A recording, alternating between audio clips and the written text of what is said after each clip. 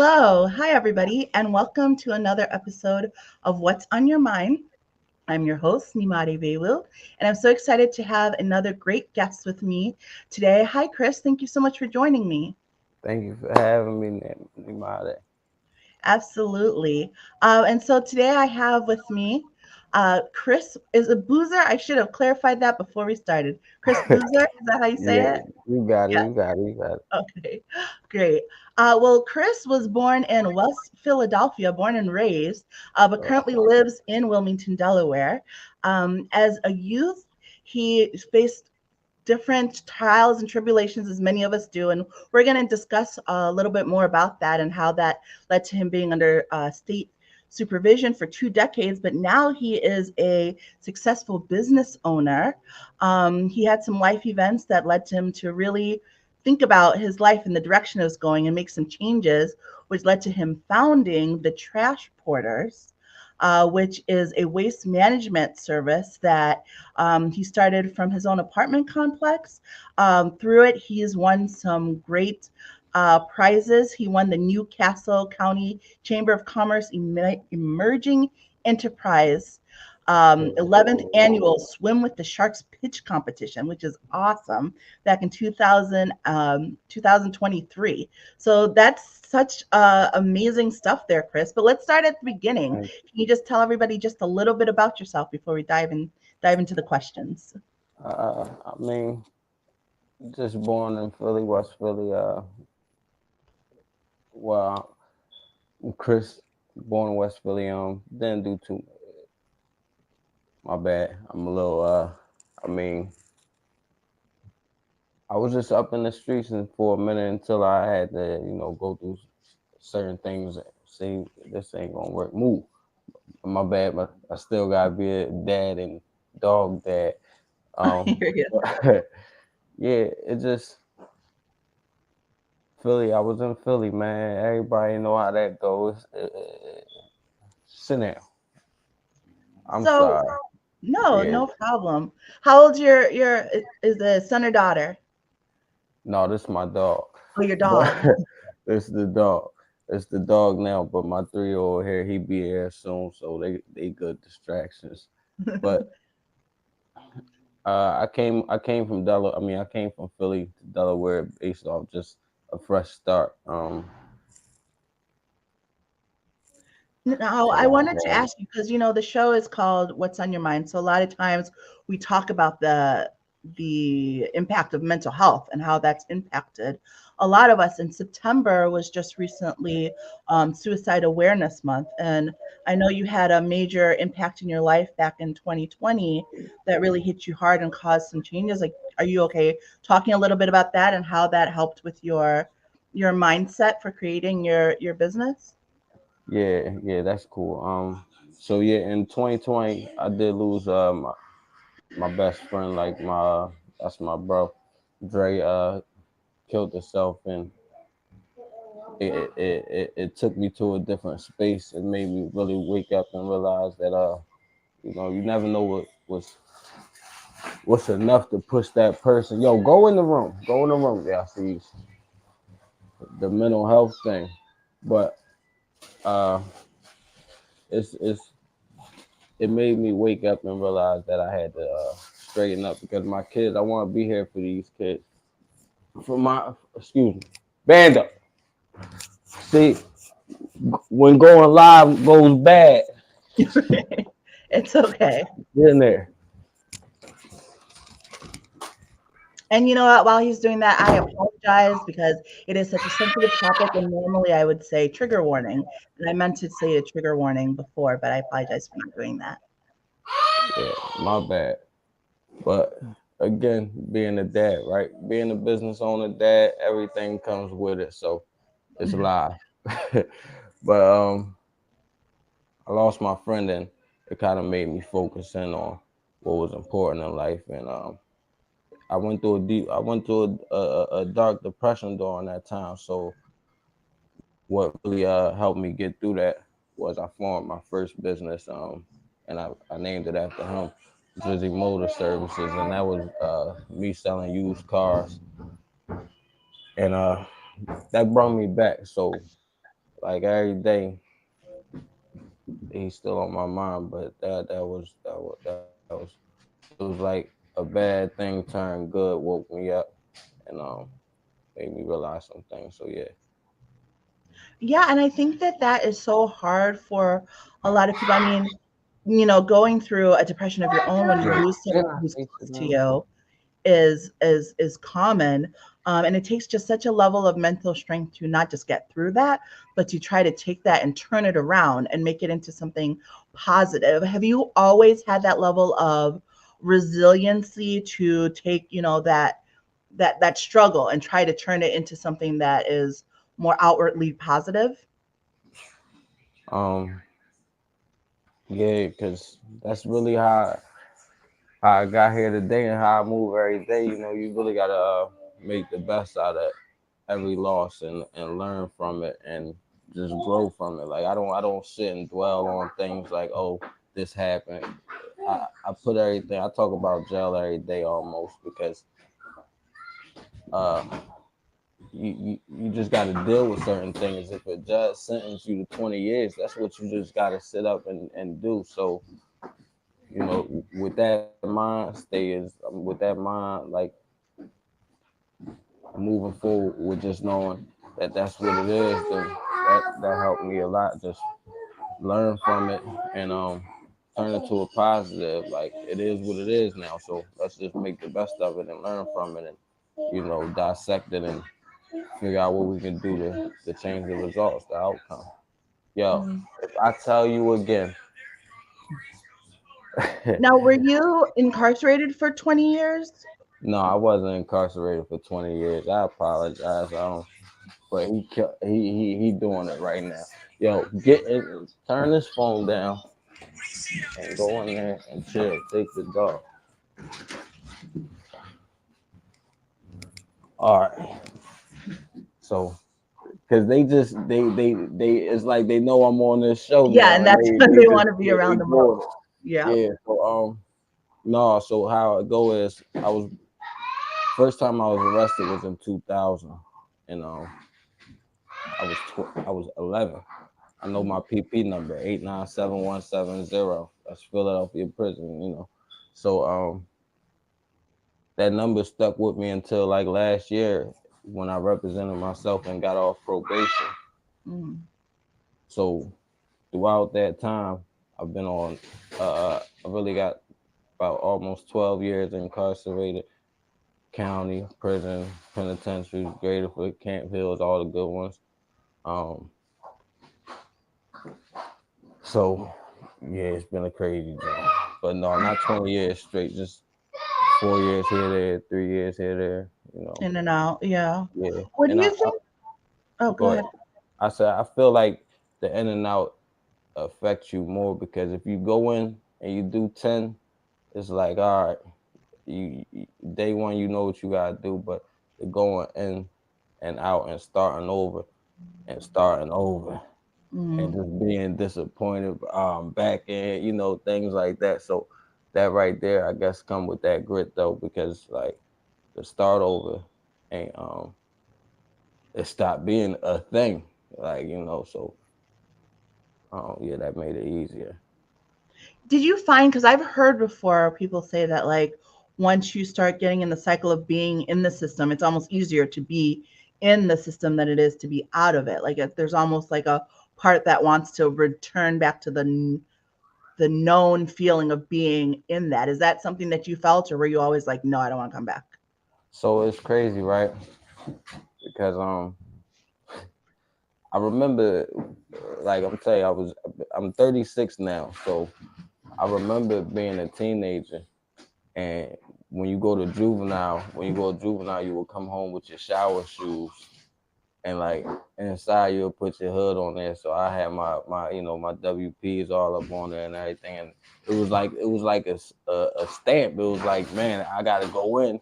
It was like one of those things. But getting older, you like it's not a thing. It's not a thing. It's it's hard to get out of it because you get on probation, you get on these probations. Like when you're young, you think you got all the time in the world, so you like, all right, 2 years probation ain't nothing, but you still in the mix, you still doing things in the street. So that 2 years turned into 20 years. Now when you get arrested within that 2 years, it's no pay bail or nothing. You gotta sit, even if it's a misdemeanor, whatever. It's harder to get out. And then next thing you know, they just rolling over that probation and rolling over that probation. So um yeah, it's real hard. It's real hard to get out and stay out, you know. Mm. And I think a lot of people in this country don't really realize like our prison system, people think like, oh, if they're in jail, they must be guilty, they must have done it, whatever. And they don't realize like how many people are sitting in jail just like who haven't even gone through the process yet. They just can't afford the bail. Like the bail is set so high that they're just in there waiting. And sometimes people can be in there for months and years before they even see their court cases go to court to find out their um ruling, Their just because of the way sentence, the yeah. bail system is set up. The bail system and the just the crowd. So I was in Philly. I've been in every county in PA almost. I've been in Montgomery County, Philadelphia County, Chester County, Delaware County, and it's like it's overcrowdedness, and they don't. You just a number. You just really a number on that document, and it's a list. Whenever they get to you, you check your calendar. It's not happening today. So next thing you know, you got a year court date. You used to come down to the holder cell, like, yo, when you go to court, 10-3. Be like, what? You're right. 10-3. That just passed. No, next year, bro. Like what? And you just got to deal with it. It's back to that. I got to deal with it thing. It's no crying. It's no you the problem. So now what's the solution? You know what I Hmm. mean? Like this what it is. So now what you gonna do? How you gonna spend this time? Hmm. So and that's what it comes down to it. But during your in and out, so your long stay, it's up to you to realize that like, oh, I gotta tighten up, because otherwise you'll still be running the streets on the inside, doing all the nonsense right there on the inside, because it's easy to be distracted in there. It's easy to, like just be in the mix and not do your time. You know what they say, because I had to learn, you can't let it, man. Jail, it'll swoop you up just like the streets. So Hmm. it's like you gotta be focused. You gotta really be locked in and want more. What would you say is like some of the most significant mental or emotional challenges that you faced like while you were incarcerated, and how did you cope with them? Hmm. I mean, I did. I could tell you the goods and the bads, because when I was doing time, for a lot of majority of my time, I was coping with it the wrong way. I was uh I was still in a mix. Like I was still with the wrong people. Um, I was still, indulging in the contraband and all that. So go get a snack and sit down. Um, but when I realized that I was tired of it, and like my life was just going by in some box, I spent my time just reading, um, writing, doing my law work, working out a whole lot, but really reading, because I spent so much time on the inside. I ain't really know how to, move out on the outside, because I done been away for so. Just I come home for a year, next thing you know I'm doing 4 years. Come home for a year, next thing you know I'm doing 3 years. So it's like I gotta learn how to live outside, because it's a thing. So I read up on what I wasn't taught, because while they was giving these lessons out in school, I was worried about the wrong thing. So now I Mhm. gotta catch up late. So I might as well use this time that I'm sitting on the inside and catch up on this stuff. So yeah. self help books, um, just to better me. And I think that that's great. I mean, honestly, there's a lot of people on the outside who should be doing that, and they don't. So to Right? have, the ability and the know-how to do that while you're in there to make a better life for yourself on the outside, I think is great. And not just to read, but to put it into practice. Because a lot of people read up on stuff and highlight things and have all the talking points, but it's like, where's the action behind those words? And there's definitely you're living proof of that action because you've turned the stuff that you read and that you took in into a great business for you. Can you tell us a little bit about that pitch? How, like, what led you to apply for it, and how did you prep for it? um, so I had a lot of help from a lot of people. Delaware, Wilmington, I bangs with them. I love Delaware, but I started looking. I had an ideal. It was an ideal. I didn't know what it was called. Um, it's called trash valet. Well, some call it valet trash. I call it trash valet.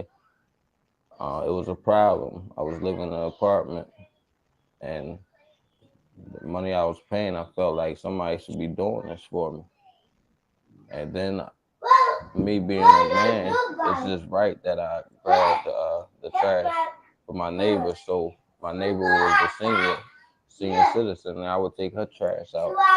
And I got my son, my dog, his sister, you know, early in the morning, these two trash bags walking down the hall just to get to the elevator, a carpeted hall at that, Mhm. just to get to an elevator and go, yo, chill out. So just to get to the elevator. See, it's real life. This real life. We gonna give Mhm. it to you. But it was a problem. That right there was a hassle. Then when I finally get to the parking lot and walk to the dumpster, I see another lady hop out her car and pop the trunk and pull out a garbage bag. What? What's in there? Body? No, it's a garbage bag. Throw it in the dumpster. It's a problem. So I was asking God every day for this problem to solve, and here it go. It smacked me just like that. So I'm like, let me get on it. And I quit my job. So I started reaching out. Started just like really Google searching how to start a business. I had started one with the car lot with the Drizzy Motor Services, but I had got arrested because I still wanted to run around with a gun and whatever. But I had to start over, and here was my start over. So I started looking up just Google searches how to start a business plan. I found a couple cohorts. I joined Launcher. I joined I became a couple members, chambers members. Then I ran into I don't, yo, it's so crazy because it's so much happening in a year, man. It's wild. But I ran into the swim with the sharks pitch competition, maybe through the SBA or SBDC. It's like it's Mhm. so many. But I came across it and I reached out to Launcher and they helped me along the way, and we brought it home. It was crazy. We bought a home, man. We got our first dump truck. Uh, been dumping and talking trash ever since. But yeah. I mean, I think that that's awesome because I mean, the best businesses are the ones that solve problems. And oftentimes, while people are having like these lofty ideas of great things, it's like simple stuff that needs to be formed. And a lot of times, it's stuff that people don't even really think about. I live on the bottom floor of an apartment complex, and you don't really think about like, oh, taking your trash out, it's not a big deal. Well, in 2022, I snapped both of my Achilles heels, Oh one my and then a couple God. months later another, and I was literally like immobile for a year. Like, you Yeah. suddenly realize that trying to take out your trash is a problem. I mean, even now, like, I'm mostly better, but it's still like I'm still on a cane and I'm still, like, but that's stuff that you just don't think about the mobility of it. We take it for granted. I think everyone does, especially when you're younger, because you don't really, unless you have something where you're born with a disability, you don't necessarily, especially like when you're in your 30s, think like, oh, I'm going to need a cane or I'm going to need this other thing. But life happens and life comes at you fast, and then the next thing you know, simple things are now feel insurmountable. So it's great that there are people like you who think about those things. And that's actually how I found your business, because I was looking up stuff like that, where someone may not think about it. And it's really not, I think, until it impacts you, unfortunately, that you pause and think like, wait, there are probably a lot of other people with this problem. Because I know Yeah. until doing simple things was incredibly hard for me, I didn't think about how hard it is for so many people to do like just those simple things. And especially when it comes to accessibility. Like I thought I was empathetic to people with disabilities, but like not being able to walk, or like then being able to having to walk with a cane, like you realize how much of this world is not like accessibility issues for people. Like it's very, very difficult. It's a real life thing. We had just at a client's house, and it was a 55 and older community, and I looked around, was like, and I asked the client, I was like, how y'all take y'all trash out? And she's like, we gotta take it down the elevator into the dumpster. And I started looking out the window. I started walking around the place like they don't know what we do. Like, how is this even in the 55 and older community that they still gotta walk the trash? This is beyond me. So the problem, it it it aligns with my movement, because one of the best books that I read that really changed my movement is the Four Agreements. And I telling you, love that book. Like everybody should read that book. Everybody. everybody should read that book. They got it at Five and Below. They Mhm. got it at Five and Below, and I was like, man, this is still everybody should have it. I want to make it like a stocking stuffer, and Don Pablo need to start paying me for telling everybody about But this it really book. does. It literally changes the way you think about things in such a Yeah, good way. yeah, like and it's so because it's a beautiful thing in like every ugly situation, whatever. So and I read that in jail. I read that while I was fighting to get my freedom back when I was falsely accused or whatever. But I read that book, and while I should have been angry with this cop for lying the way he did and all that, I read that book and I was just like, man, it is, I used those four agreements on the inside and just like really did a what they call it, like just challenge myself. Even when the CO would lock the door, I would just say thank you, and experiment on those four agreements and just see the results, and the results on the inside, because I ain't on the outside. But if I read this book and use these four agreements within the inside and get better results, then I know on the outside it's gonna be awesome. So I Mhm. just really live day by that book, and it changed me. Izzy Yeah, says she loves the Four Agreements too. I'm telling you, if you're watching this, get the Four Agreements, read the you Four gotta Agreements. read It the will four impact you agreements. so much. Don't what is it? Don't assume. Don't take anything. Don't take anything personal. That's one of the Mhm. biggest ones. Like Yep. a lot of people take things personally. I could have taken it personally when that cop lied on me and I had to lose, whatever. But I could have took it personally and I wouldn't been here, or just these same thoughts. It's just the thought process, man.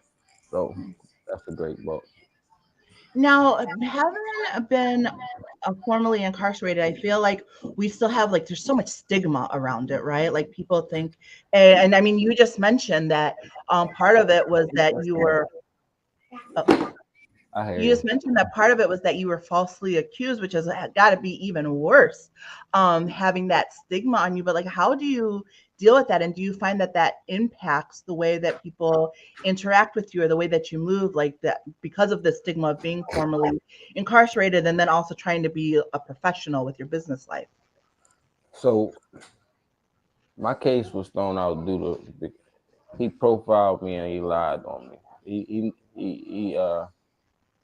He saw my truck and thought they was gonna find some contraband, and he said that. And then after that, after I come home, I work for a company, and another employee called me and called me an N word and all that, and admitted it's just we could. I know people that just tell me like, "Yo, you crazy," because people sit and dwell on these things, and then they put it towards that whole community, and then we get stuck. Like I could run around be mad at all the bad things, all the things that happened to me. But what's that gonna get me? It's really that weight. So I'm just happy and thankful to really be here alive every day. So I'm not gonna sit and harbor no ill feelings because there's so much to love in life, and that's the beauty that I get to even do with this whole talking trash and garbage and waste management thing, this trash valet thing, this customer relations. Like I can actually treat people how I want to be treated. You feel me? So, um, yo, y'all sees. Then I tell you, chill, go chill. So that's like the just you gotta be your best you out here. Yeah. And I think it's great that you mentioned a lot of that came from the four agreements and just your mindset, because I think that that just plays more than anything else, right? It's key in how you navigate and how you deal with stuff, because it is so easy to blame other people, or it is so easy to really be down on yourself. And it's not about having like seeing life through a rose-colored glasses. Sometimes I get accused of that. Like, you see it through a rose-colored lens. I don't. I'm very realistic. I just also know that like dwelling in the negative isn't really going to get you anywhere, right? Like, you can continue Right. to dwell in all the things that went wrong or how things are awful, or you can say like, this is what it is, and I can choose to find that. My mom always calls it the silver lining. So like me, whenever I go through stuff, I'm like, well, what's the That's a silver great lining of book. the situation? You saw You that know? movie, that book movie, Oh, you, the The Silver Lining. like playbook, right? Yeah, Yeah, yeah. yeah, that was No, a that's a good good one. one.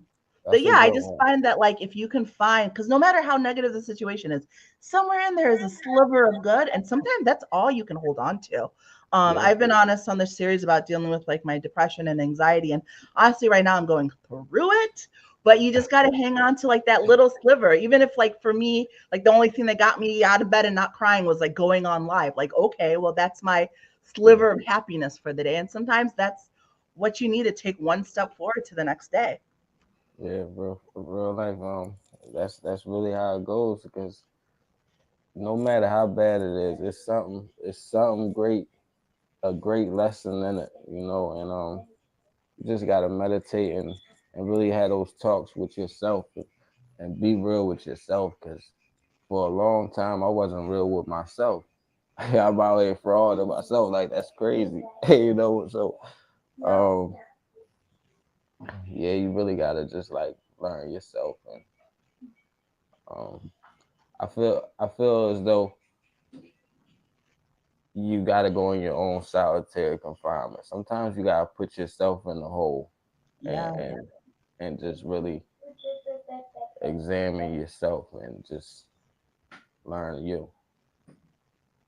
Yeah. As they say, like you have to rescue yourself a lot. I know that it's wonderful thinking of other people coming to rescue you, but if you don't do your part, nobody can want more for your better for you than you can want for yourself if you're not willing to sort of do your part. And Izzy mentioned that rugged road brought you just where you needed to be.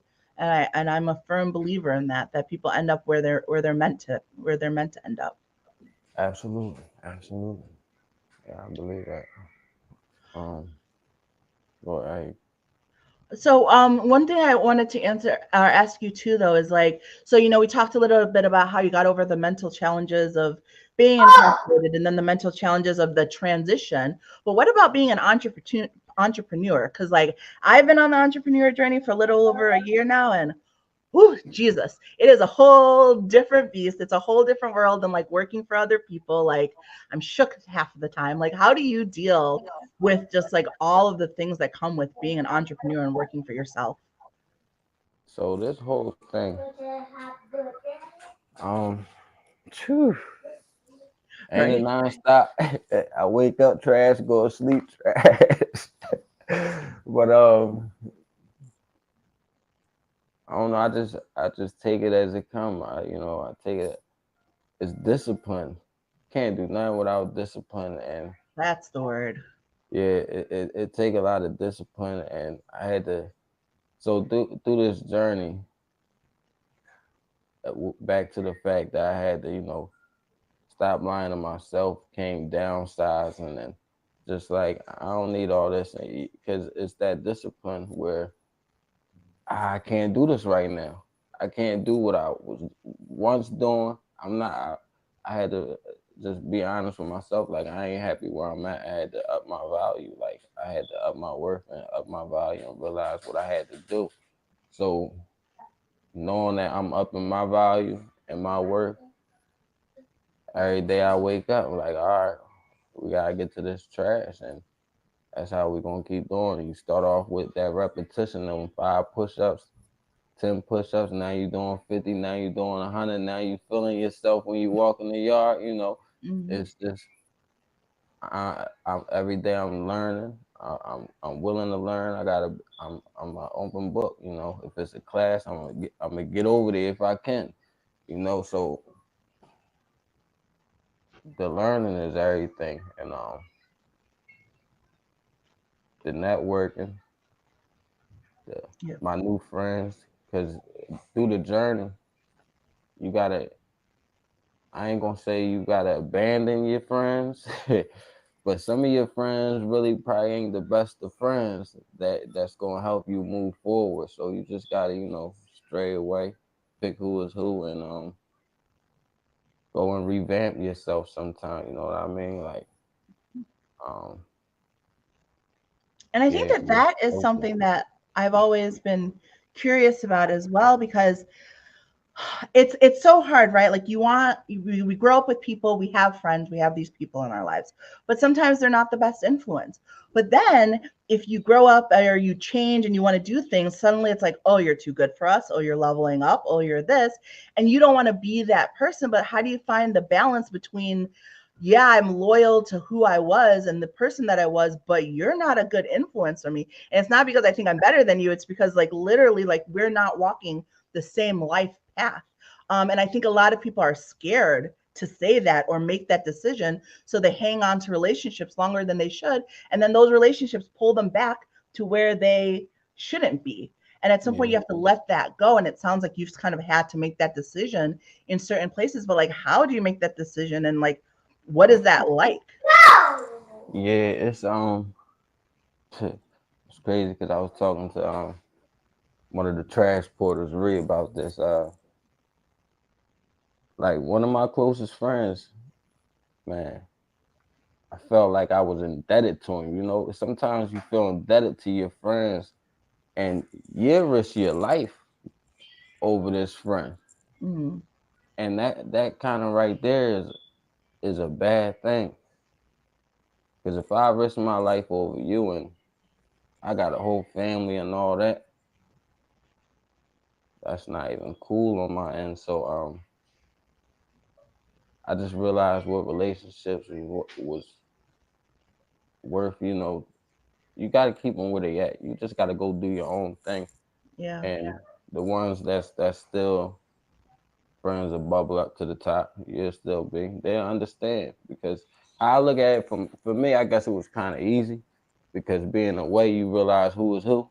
Mm, you know, yeah. like they ain't writing, they ain't calling. They ain't putting money on the phone. Whatever, it's easy. But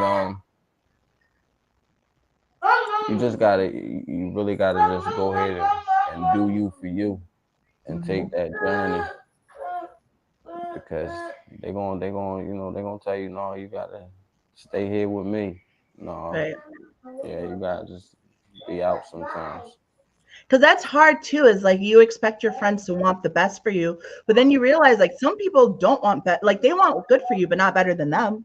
So like yeah, they want you to do well until you doing well looks better than what they're doing, and then Yeah. suddenly it's a problem. And it's hard because they're not going to come out and say that, but they say it in other ways or they sabotage you in other ways. And I find that those are the friendships that are harder to let go, Hmm. even though they're the ones you need to let go the most often.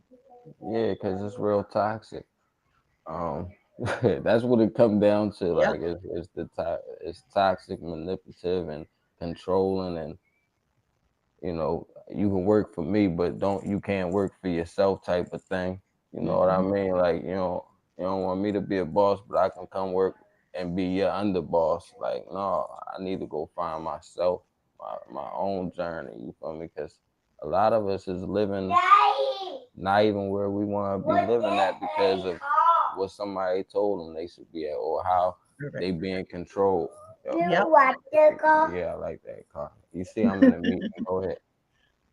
Yeah. Yeah, No, you're right. And a lot of times so many people get caught up on living the lives that we were told we should live and told would make us happy. And not a lot of people take the time to really pause and be like, well, wait, what do I actually want?